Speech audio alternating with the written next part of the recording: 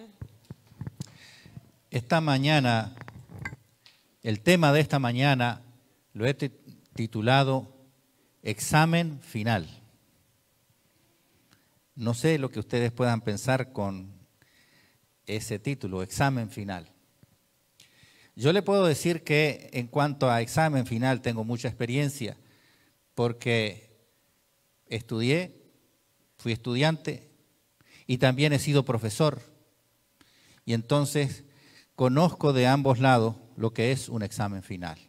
Pero para más o menos que tengan ustedes una pequeña noción, me supongo que ustedes alguna vez estudiaron algo, así que deben conocer. Pero desde mi punto de vista, lo que le puedo decir de un examen final es que para ese examen va todo lo que uno estudió en el año. O si se trata del examen final de una carrera, va generalmente los puntos más importantes de la carrera para terminar con ese estudio. Y obviamente en el examen final el estudiante va a dar testimonio si realmente fue un buen estudiante o no.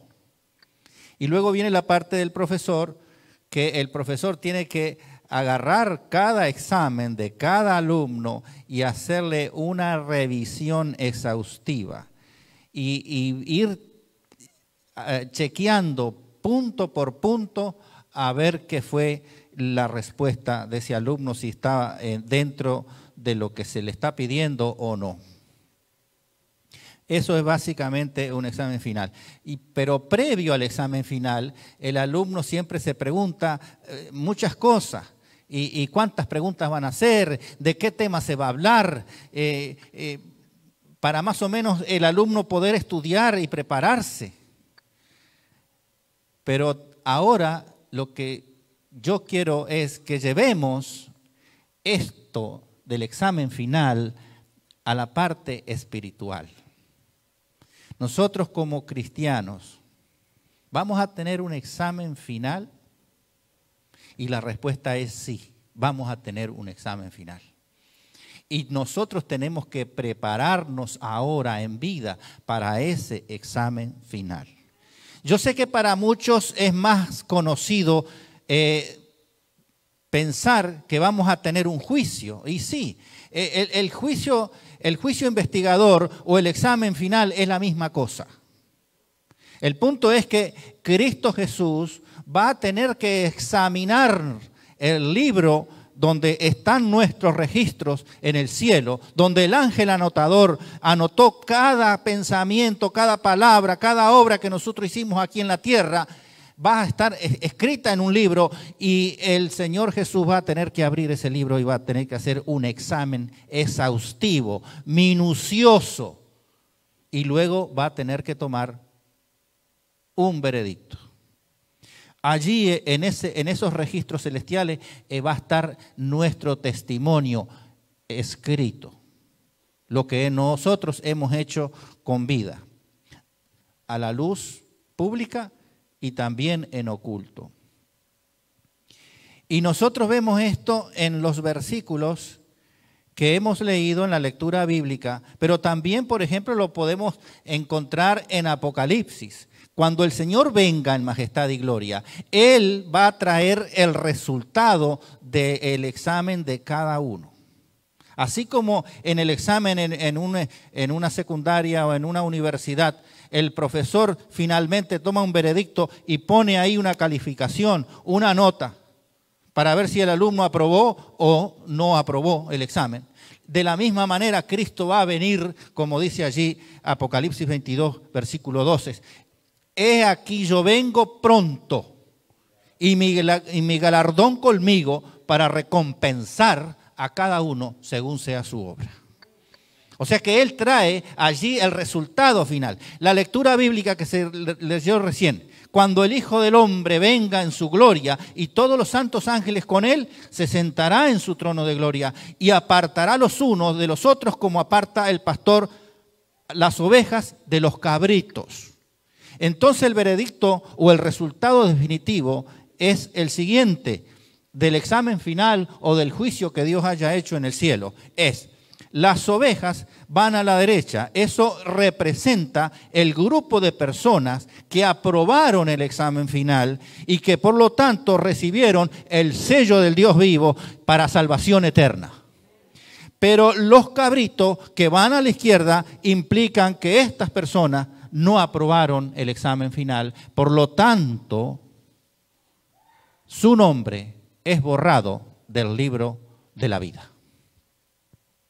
Ahora, por medio del estudio de la Biblia, nosotros podemos saber algo de ese examen final. ¿Qué es lo que puede ir en ese examen final? ¿Qué requerimiento nos hace el Señor a nosotros para que nosotros ahora aprovechemos el tiempo y nos preparemos? ¿Podemos? Sí. No sabemos nada cómo Dios va a hacer las cosas, pero sí podemos intuir qué preguntará el Señor. ¿Qué querrá saber el Señor de cada uno de nosotros? Y hay muchas cosas, pero yo no puedo analizar todas. Así como los alumnos también intuían, ¿qué va a preguntar el profesor en el examen final? Y bueno, el que estudió va a decir, si el profesor se tardó 6 meses, o 3 meses, o 4 meses, explicando un tema, ese tema tiene que ir, porque él no va a explicar un tema 4 meses, durante 6 meses o durante 3 meses y no va a hacer pregunta de ese tema va a ir. Por lo tanto, nosotros podemos hacer exactamente lo mismo con la Biblia. Si en la Biblia se enfatiza tal cosa, significa que ese tema el Señor nos va a preguntar. Él va a analizar en nuestros registros celestiales si nosotros hemos llenado ese requisito. ¿Quieren saberlo? La pregunta que el Señor, y estoy seguro que la va a hacer y lo voy a demostrar, es: ¿cuánto has amado? ¿Cuánto has amado? ¿Cuánto cada una de cada uno de nosotros hemos amado durante estemos aquí en vida? ¿Y por qué yo tengo esa seguridad? Porque empezando que Cristo lo preguntó. Y eso está registrado allí en Juan capítulo 21 del versículo 15 al 17. Y se lo preguntó a Pedro. Claro, no le preguntó a Pedro cuánto has amado, Pedro. No, se lo preguntó en presente. Así lo dijo: Simón, hijo de Jonás, ¿me amas? Se lo preguntó 3 veces y cada vez Pedro le decía: sí, Señor, yo te amo. Y él le contestaba: apacienta mis ovejas. 3 veces le preguntó. Así que ahí tenemos ya un elemento a nuestro favor de que el Señor le interesa cuánto nosotros amamos. Pero ¿qué dice la Biblia? Y bueno, la Biblia vamos a encontrar un capítulo allí en 1 Corintios capítulo 13 que habla solo todo del amor. Y comienza diciendo: si yo hablase lenguas humanas y angélicas y no tengo amor, vengo a ser como metal que resuena y címbalo que retiñe. Y si tuviese profecía y entendiese todos los misterios y tuviese una fe tremenda que mueve montañas, que trasladase los montes y no tengo amor, dice que nada soy. Y si repartiese todos mis bienes y hiciera tremendo sacrificio que entregara mi cuerpo para ser quemado y no tengo amor, de eso de nada sirve. Luego sigue con las características del amor. El amor es sufrido, es benigno, no tiene envidia, etc. Pero el versículo clave de todo ese capítulo es el último versículo, el versículo 13 del capítulo 13. Dice así: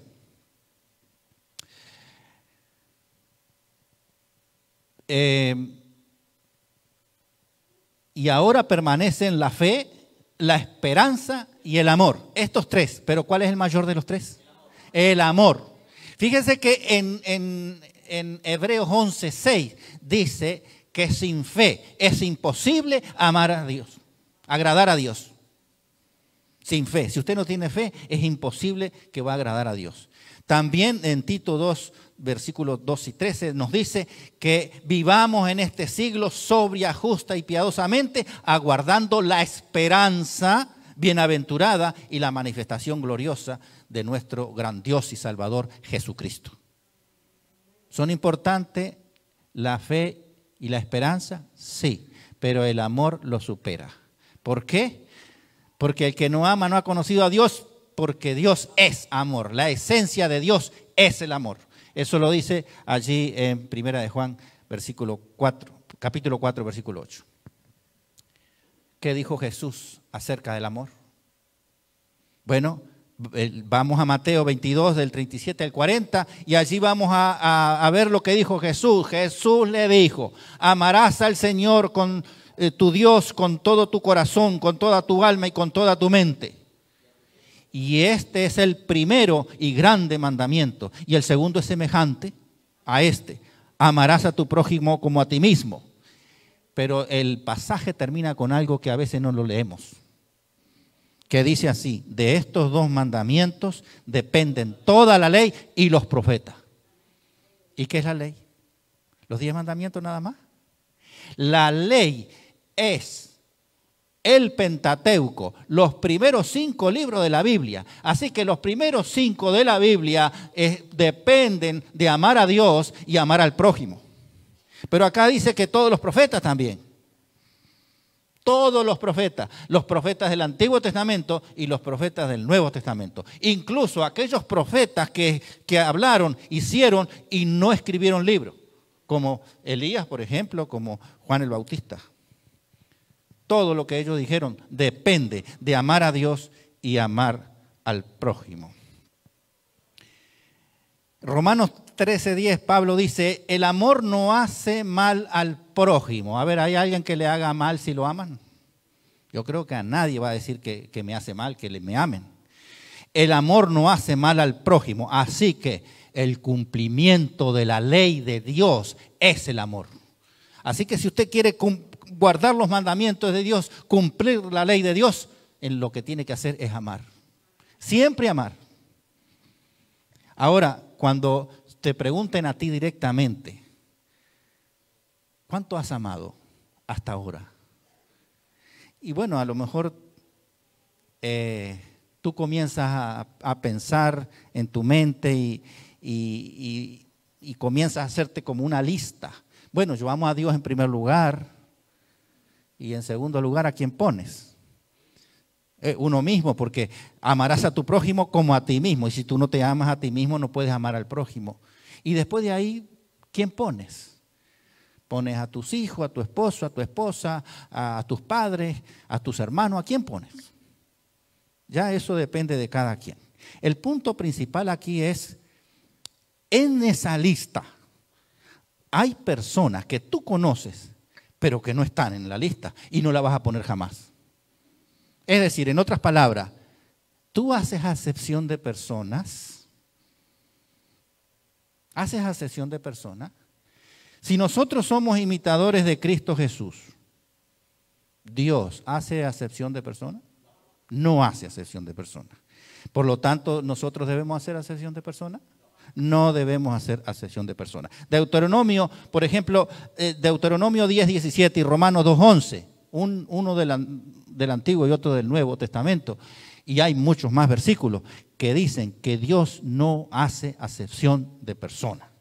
Y más aún, Santiago 2:9 dice: pero si tú hacéis acepción de persona, cometéis pecado y quedáis convictos por la ley como transgresor. Quiere decir que si nosotros hacemos acepción de persona, estamos transgrediendo la ley de Dios. Tremendo esto. Así que tenemos que ser muy cuidadosos. Por eso el Señor nos pide más. El Señor Jesucristo nos pide más. Porque Él dice allí en Mateo 5, versículos 46 y 44. Porque si amáis a los que os ama, ¿qué recompensa tendréis? ¿No hacen también lo mismo los publicanos?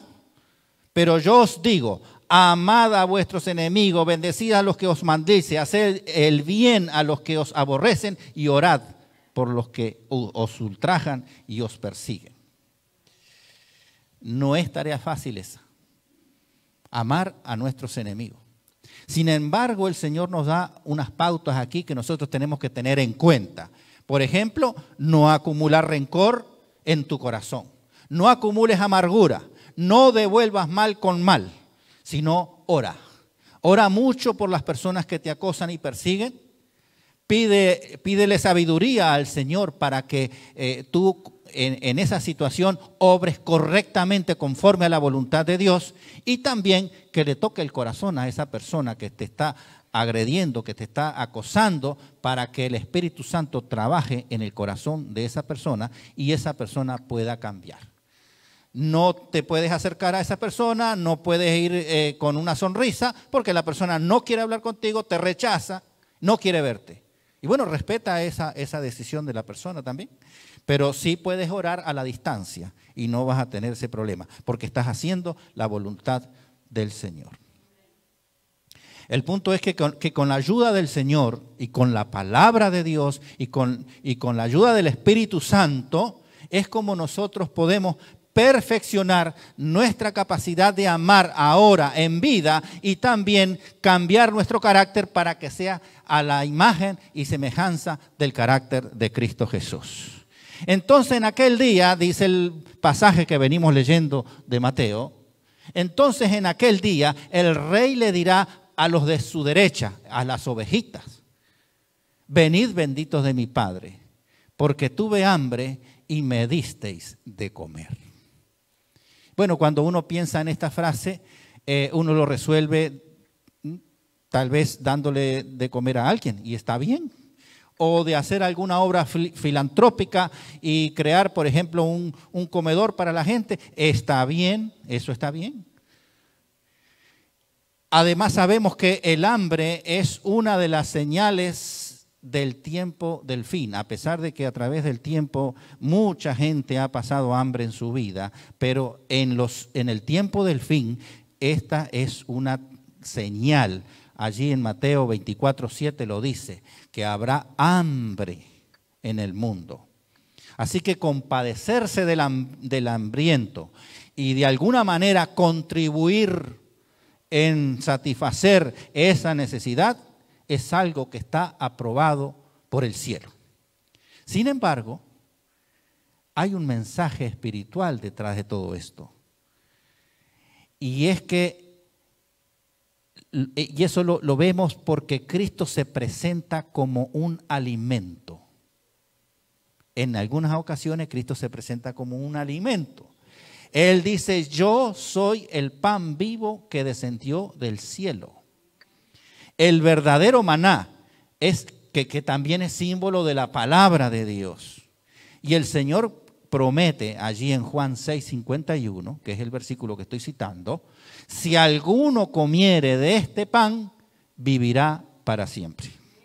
¿Nosotros tenemos que comer de ese pan? Claro que sí.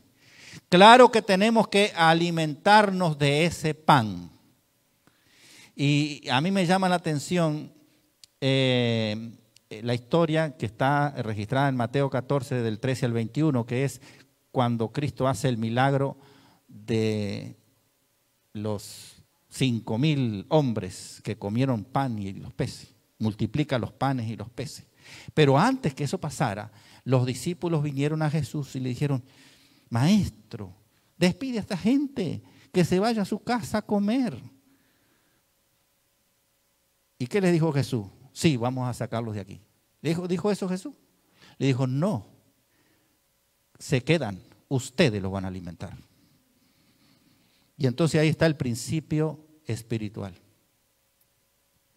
Si ustedes se encuentran con alguien que tiene hambre espiritual, no esperen que el pastor o el anciano vengan a satisfacer esa necesidad de esa persona. El Señor te dice esta mañana: aliméntalo tú. Tú dale de comer. Tú enséñale la palabra. Porque tú te has alimentado de ese pan y ahora el Señor te pide que compartas el pan. Es decir, que compartas a Cristo Jesús. Tuve sed y me diste de beber, dice el mismo pasaje. Y bueno, aquí también nos encontramos con algo similar. Por lo general es fácil satisfacer esa necesidad. Viene alguien con sed y usted le da ahí agua. Pero hay otros tipos de sed. Por ejemplo, en Mateo 5:6 dice que hay muchas personas que tienen hambre y sed de justicia. Y también hay una sed de beber el agua viva que ofrece gratuitamente nuestro Señor Jesucristo. Y el Señor dice en su palabra: cualquiera que bebiere del agua que yo le daré, no tendrá sed jamás, sino que será en él una fuente de agua que salte para vida eterna. Eso está en Juan 4:14. Y como dicen las Escrituras, de su interior correrán ríos de agua viva. Juan 7, del 38 al 39. ¿Qué estaba diciendo el Señor ahí?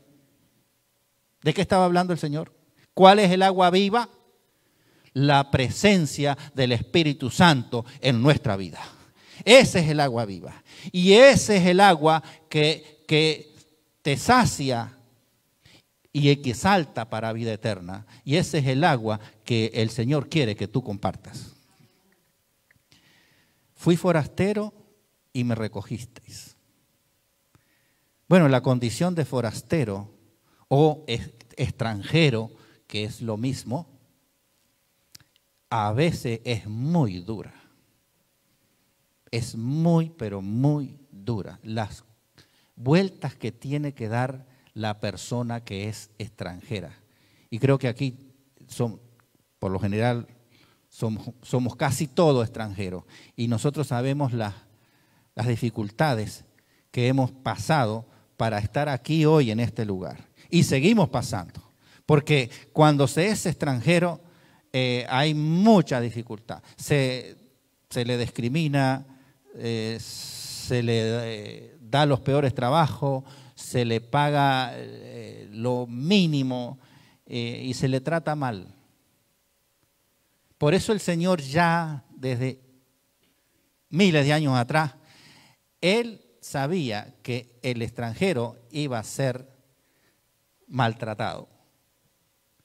Y Él lo puso nada más y nada menos que el cuidado al extranjero en el cuarto mandamiento.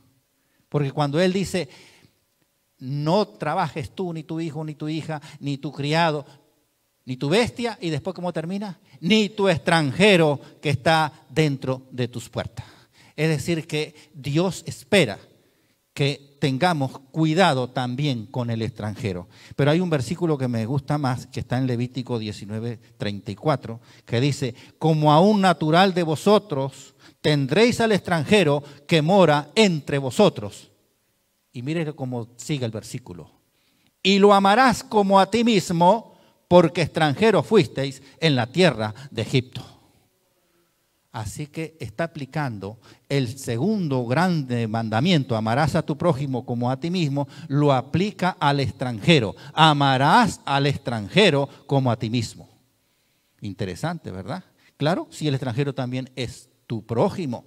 Y Pablo después en el Nuevo Testamento aplica ese mismo mandamiento a la esposa o al esposo. Amarás a tu esposa como a ti mismo. Si no lo vieron, después se los digo. Ahora, después sigue la segunda parte, dice, porque extranjeros fuisteis en la tierra de Egipto. Y cuando uno escucha la palabra Egipto, uno se remonta al pasado, eso es pasado, eso no nos toca a nosotros. Pues sí nos toca a nosotros. Porque Egipto es un símbolo de este mundo. Y mientras tú seas un creyente en Cristo Jesús, en este mundo, tú vas a ser un forastero o un extranjero o advenedizo. Porque estamos en este mundo, dice Cristo, pero no somos de este mundo. Porque nuestra ciudadanía es la celestial. Así que aquí vamos a ser siempre extranjeros. Estuve desnudo y me cubristeis. Bueno, en repetidas ocasiones, y si no vea las noticias, y a través de los años, nosotros vemos cómo miles de personas pierden todo en un momento, ya sea por una inundación, incendio, un terremoto, todo ese tipo de calamidades, un viento fuerte, esos huracanes que ustedes lo han visto en la noticia, dejan nada más que la base de la casa, el piso dejan, y dejan, todo desapareció, todo. La casa, los muebles, la ropa, desapareció todo. La persona se queda con lo que tiene puesto, nada más. Bueno, y a veces es irónico de que muchas personas que parece tenerlo todo, están bien vestidas, tienen su buen trabajo, pero sin embargo el Señor les dice, ustedes están desnudos. Y eso lo podemos encontrar allí en Apocalipsis 3, versículos 16 y 17, donde dice, porque tú dices, yo soy rico y me he enriquecido y de ninguna cosa tengo necesidad, y no sabes que tú eres un desventurado, miserable, pobre, ciego y ¿qué más? Y desnudo. Por tanto, yo te aconsejo que de mí compres oro refinado en fuego para que seas rico y vestiduras blancas para vestirte y que no se descubra la vergüenza de tu desnudez. Aquí está hablando de una desnudez espiritual, no una desnudez a nivel físico. Y les pregunto a ustedes, ¿y cómo ustedes hacen para que una persona que está espiritualmente desnuda, ustedes la puedan cubrir? ¿Ustedes la pueden cubrir? Y aquí dice vestiduras blancas. ¿Y las vestiduras blancas qué representa? La justicia de Cristo. Si tú estás hoy acá, es porque tú estás vestido con la justicia de Cristo. Tú tienes las vestiduras blancas. Pero ¿cómo haces tú para cubrir una persona que espiritualmente está desnuda? ¿Qué haces? ¿Te quita las vestiduras que te dio Cristo y se las da a la otra persona? No puedes, no lo puedes hacer, porque te quedarías tú desnudo. Entonces, la clave acá es llevar esa persona a Cristo Jesús. Tú no la puedes vestir, pero sí la puedes llevar a Cristo Jesús.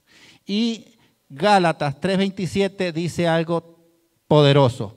Porque todos los que habéis sido bautizados en Cristo, de Cristo estáis revestidos. Así que si la persona está espiritualmente desnuda, tiene que ir a Cristo para ser revestida por Cristo Jesús. Estuve enfermo y me visitasteis. Bueno, hablar de enfermedad creo que no hace falta porque de alguna manera todos hemos pasado en algún momento más y otros menos, pero hemos estado en condiciones de problemas de salud.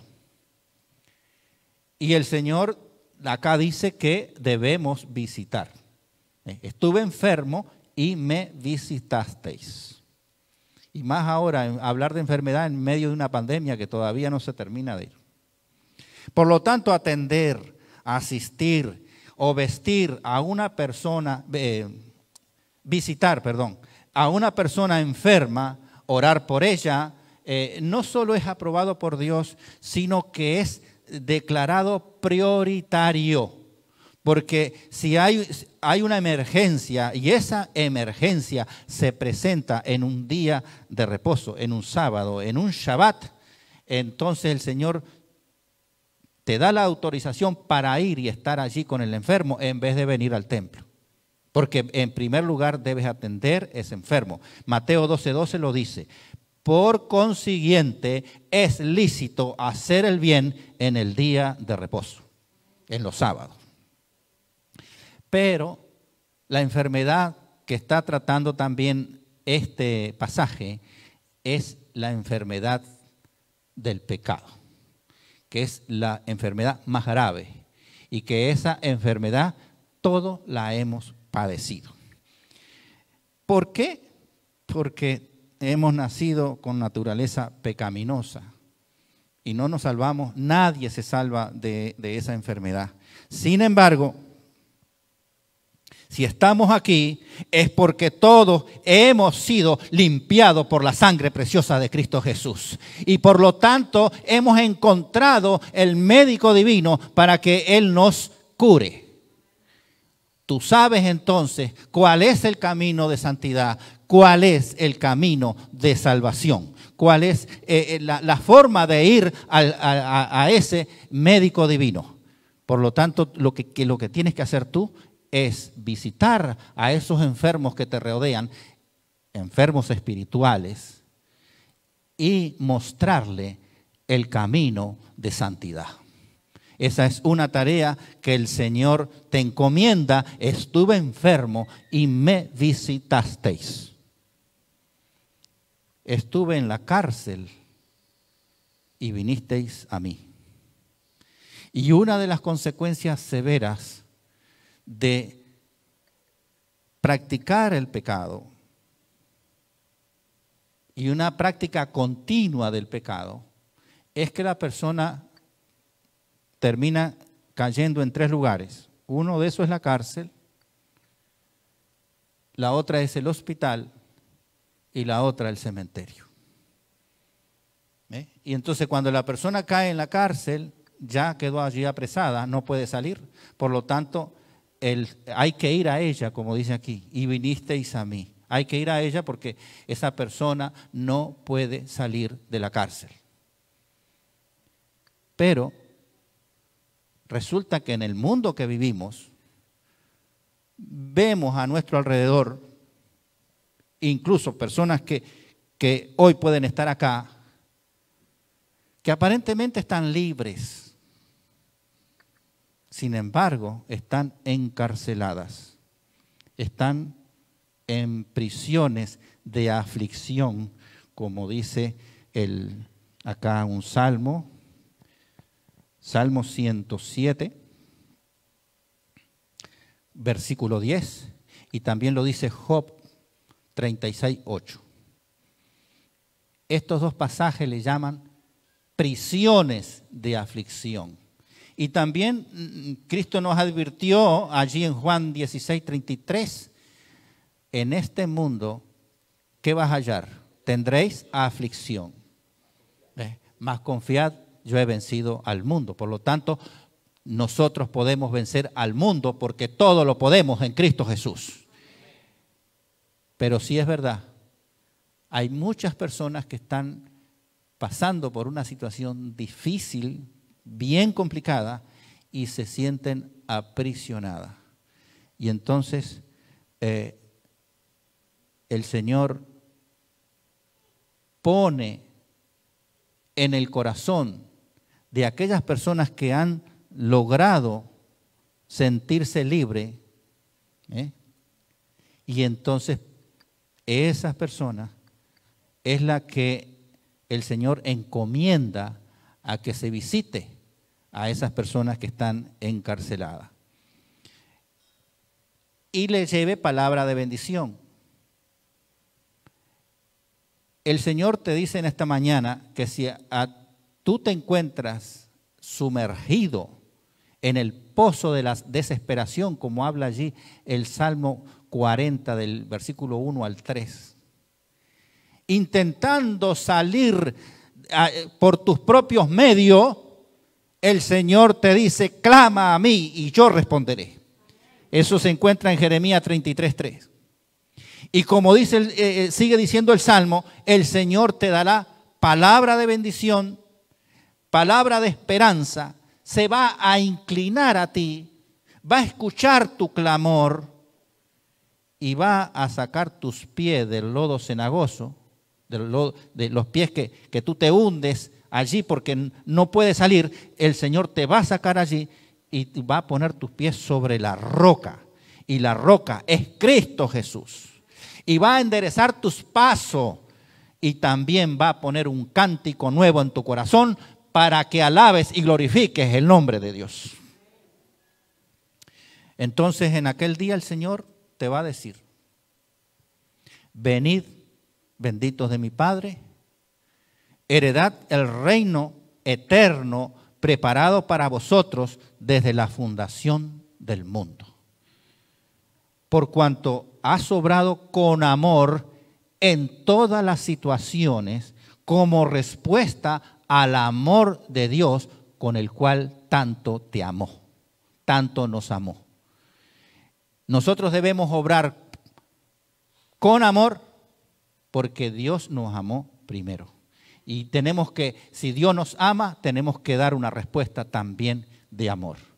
Y ahí el pasaje termina con una pregunta. Hay una pregunta allí en este pasaje, donde hay mucha gente que salvada que le va a preguntar al Señor, pero Señor, ¿cuándo te vimos hambriento? ¿Cuándo te vimos sediento? Siendo un forastero, desnudo, enfermo y en la cárcel. ¿Cuándo te vimos? Ustedes saben la respuesta, porque allí dice, en cuanto lo hicisteis a uno de estos hermanos más pequeños, a mí me lo hiciste. Porque hay gente que va a preguntar esto. Claro, nosotros tenemos Biblia, la podemos leer, pero a través de la historia, siglos de persecuciones, donde si tú tenías una Biblia en tu casa te mataban, te quemaban, esa gente no conoce esta respuesta. Nosotros la conocemos y parece que es obvio, pero para esa gente no es obvio, porque no leyeron el pasaje. Por eso ellos preguntan, Señor, ¿cuándo te vimos? Y el Señor les responde, por cuanto lo hiciste a uno de mis hermanos más pequeños, a mí me lo hiciste. Y nosotros, conociendo la respuesta, a veces nos olvidamos de que lo que nosotros hacemos, de lo que nosotros decimos a uno de estos hermanos pequeños, se lo estamos haciendo a quién más, a Dios. Así que tenemos que tener cuidado, tenemos que ser cuidadosos con lo que decimos y con lo que hacemos. Sí, porque nosotros queremos hacerle algo a esa persona. La queremos hacer sufrir a veces porque nos ha dicho una cosa o nos ha hecho una cosa que no nos gusta. Y nosotros queremos responder a esa agresión. Y no nos damos cuenta que lo que le estamos haciendo a esa persona se lo estamos haciendo a Dios también. Por lo tanto, el Señor nos dice esta mañana, no, ama a esa persona. Porque si tú amas a esa persona, ese amor que le estás entregando a esas personas, se lo estás entregando también a Dios. Por eso el Señor pone esa ley, amar y amar. Ama a Dios y ama también a tu prójimo.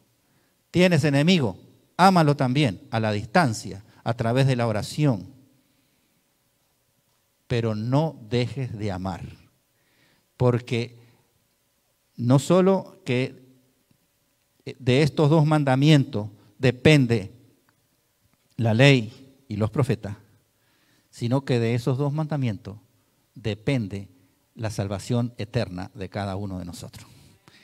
Que Dios nos bendiga en esta mañana y que el Espíritu Santo obre en nuestro corazón para que nuestra capacidad de amar aumente. Y cuando el Señor venga en majestad y gloria, Él nos diga, como dice aquí, venid benditos de mi Padre, heredad el reino eterno preparado para vosotros desde la fundación del mundo.